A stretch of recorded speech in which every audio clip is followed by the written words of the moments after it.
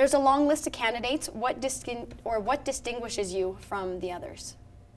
From the others, it would be there's a segment of us that are a youthful. There's a youthful resurgence from the candidates running, and just my experience and living in many corners and seeing many corners of this country, I can bring that knowledge and that background as what worked for those communities and what didn't work for those communities. I believe can be a big asset to once some of those decisions need to be made. And so what do you think the biggest issue that Lloydminster is facing is right now, and how do you hope to tackle it in the next 4 years? It's the rate of our expansion, I think, is the biggest issue. Now, you can look at what needs to happen for that expansion.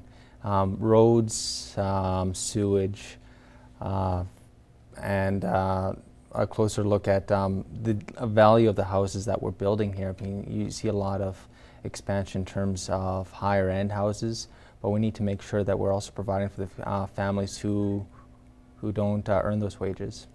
And in the next 4 years, how are you hoping to take the necessary steps to tackle that?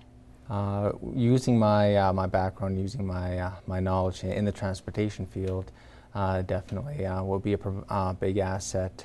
But in terms of the other things, we need to start talking to the other governments. We need to start talking to the provincial governments of Saskatchewan and Alberta, and we need to be talking to the federal government saying, hey, we're growing fast here. I mean, our growth rates are quite large, and we need to tell them, say, we need some help here. We can't be afraid, we can't be stubborn saying, wow, let's do it ourselves. We need to get to the people and get the knowledge from the people who have dealt with this kind of thing before and make it happen. And what are your thoughts on Mayor Jeff Mulligan and him being acclaimed for a second term? There's two thoughts to that. It speaks potentially well to his leadership and his vision for the city, and that it can show that he's done things well. The other segment of the population may say, well, we didn't have somebody that we were confident in that can run against him that could possibly supplant him. So there's two schools of thought. One that they agree with, and one says, well, we don't have someone strong enough that we feel has a chance to defeat him.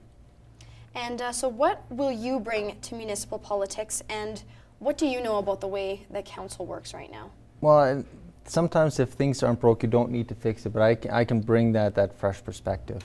As far as how council runs right now, I think we need to push some of the meetings later on in the day, get people out to things a little more.